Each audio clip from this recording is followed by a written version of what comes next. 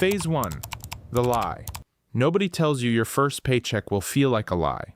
Not a small lie. A specific, calculated, institutional lie delivered in the form of a direct deposit that arrives 2 weeks late and leaves 3 days after it gets there. You did everything they told you. Study hard. Get the degree. Get the job. The rest will follow. The rest is a $2,940 net check on a $3,840 gross salary with 4 deductions. You were never taught to understand removing $900 before you touch a single dollar. Federal tax, state tax, FICA, Medicare. 4 words, 4 systems, 0 explanation, ever. Not in high school, not in college, not in the orientation packet your HR department handed you on your first day, along with a coffee mug and a branded tote bag. The tote bag was free. The ignorance cost you every year you carried it. You pay rent, $1,400. Car insurance, $180. Phone, $85. Groceries, $320. Gas, $60. Student loans, $387 minimum payment on a balance that still has so many zeros. You have stopped looking at the full number. You have $508 left. You stare at it. This is the finish line. This is what 4 years of work looked like. This is the life on the other side of doing everything right. $508. You text someone, "Is this normal?" They say, "It gets easier." They do not say how. They do not say when. They do not say what you are supposed to do with the years between now and easier. Nobody says that part because nobody was ever taught that part either. Phase 2. The performance. Your friends are doing the same math, different numbers, same result. One of them makes $62,000 at a tech company. He leased a new car 3 months ago. He posts pictures of dinners that cost more than your weekly groceries. He has $200 in savings. He does not tell you this. You find out later. One of them makes $41,000 at a nonprofit. She complains about money constantly and also bought a couch last month on a credit card she is paying the minimum on. The minimum. Which means she will be paying for that couch for 4 years and it will cost her twice what the tag said. Nobody taught her that either. One of them never got a job. He is still at home. His parents are handling it. He talks about it like a temporary situation that will resolve on its own. It has been 11 months. You are all performing the same scene, spending to look like the person you are still trying to become. Apartment in the right neighborhood, dinners at the right restaurants, clothes that signal arrival at a destination none of you have actually reached. The gap between the life you are performing and the life you can actually afford is being filled by credit cards, parental transfers you mention, as loans and never pay back, and a collective agreement to never discuss the real numbers. Nobody discusses the real numbers, because discussing the real numbers requires admitting that none of you know what you are doing, and admitting that feels too much like failing. So instead, you perform, and you watch each other perform, and you both pretend the performance is real. Phase 3. The fantasy. Somewhere in the back of your mind lives a version of the future where this resolves itself. You're not sure exactly how. Maybe the salary jumps fast enough. Maybe you meet someone and 2 incomes change the math overnight. Maybe your parents help with a down payment someday. Maybe something happens, a break, a bonus, a moment that closes the gap between where you are standing and where you assumed you would be by now. You are not consciously counting on any of this, but you are also not saving. You are also not investing. You are also not building a plan, because building a plan requires admitting that without one, you are actively moving in the wrong direction. And the fantasy is more comfortable than the plan. The fantasy requires nothing from you today. The plan requires something from you today. That is the entire difference. That is the difference that compounds silently for years while you wait for a rescue that is not being organized by anyone. You are 24 now. Nothing has resolved itself. Your salary went up $3,000. Your rent went up $200. Your car needed $800 in repairs. Your student loans are smaller, not gone, smaller. The rescue did not come. And it occurs to you, not dramatically, not all at once, but in pieces, over several ordinary Tuesday afternoons, that it might not. Phase 4. The Tuesday, it does not arrive as a breakdown. No rock bottom, no single number that breaks you, no dramatic scene. It arrives on a Tuesday afternoon when you are staring at your bank account doing the same calculation you have been running for 2 years, and you realize you have been waiting. Not actively, not consciously, just waiting. Waiting for the situation to improve by itself, waiting for someone to notice you are struggling and step in, waiting for the system that told you to study hard and work hard, and get the degree to now tell you what happens next. The system has no next step. The system's job ended the day you walked across that stage.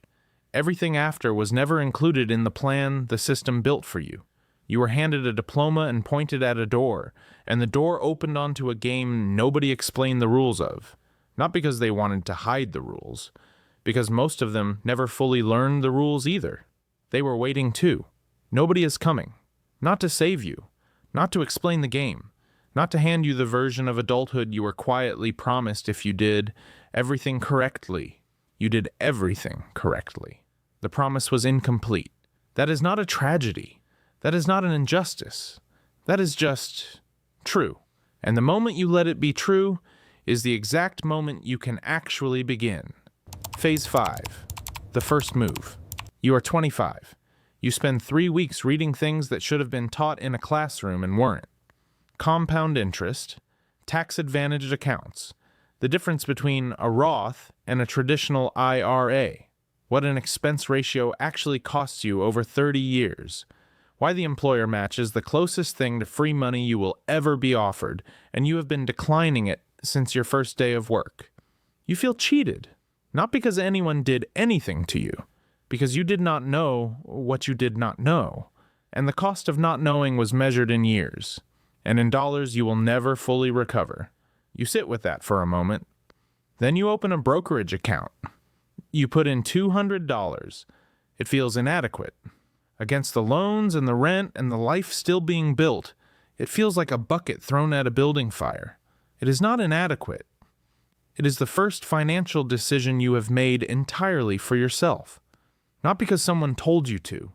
Not because it was required. Because you decided that the version of you 10 years from now deserves something that the version of you today is willing to sacrifice for. That shift, from waiting for something to happen to making something happen, is the only shift that matters. Everything else is arithmetic. You set up the automatic transfer, $200 every month, comes out the day after payday. Before you can see it and decide it is needed somewhere else, you increase your 401k contribution to capture the full employer match. You were not doing this before. You were leaving money on the table because nobody told you the table had money on it. You pay $50 extra on your student loans. Not dramatic. Not life-changing. Directionally correct. Directionally correct is everything at 25. You do not need to be optimal yet. You need to be moving. You need to be moving in the right direction on purpose for the first time in your financial life. Phase 6. The invisible work. Your friends are still performing. The dinners, the trips, the weekend plans that cost $300 and appear on everyone's stories by Sunday afternoon. You go to some of them, you skip some of them, you do not explain. You do not lecture. You have no interest in performing discipline the way you used to perform wealth.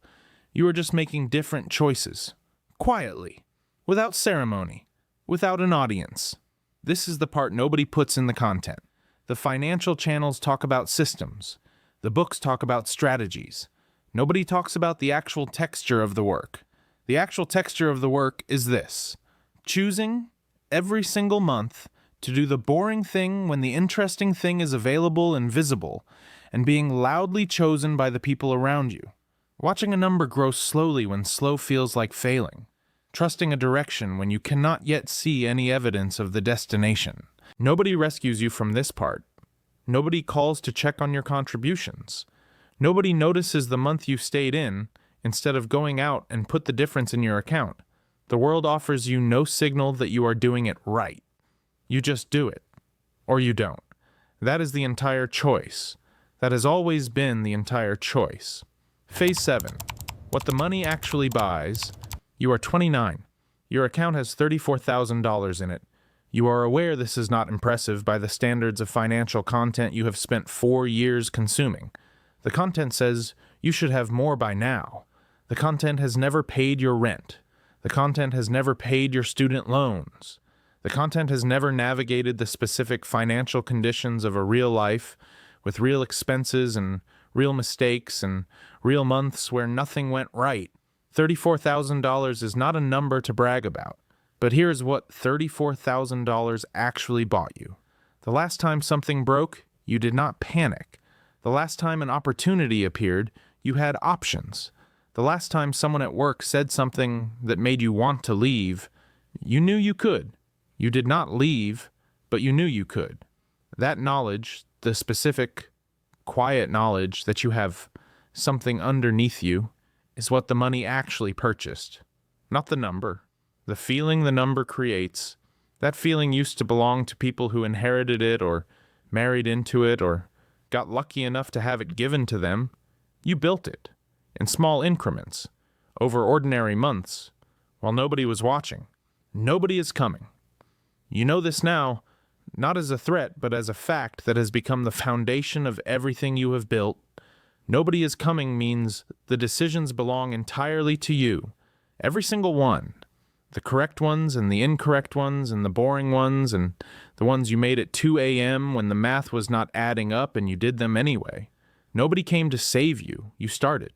And starting, even at 25 instead of 22, even with $200 instead of $2,000, even uncertain, even without a plan that felt complete, was always the only thing required.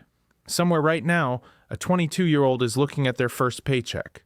The gross number, the net number, the gap between them that nobody explained. They are doing the math. The math is not working out the way anyone told them it would. They are about to text someone, "Is this normal?" The answer they get will be, "It gets easier." What nobody will tell them is that easier does not arrive on its own.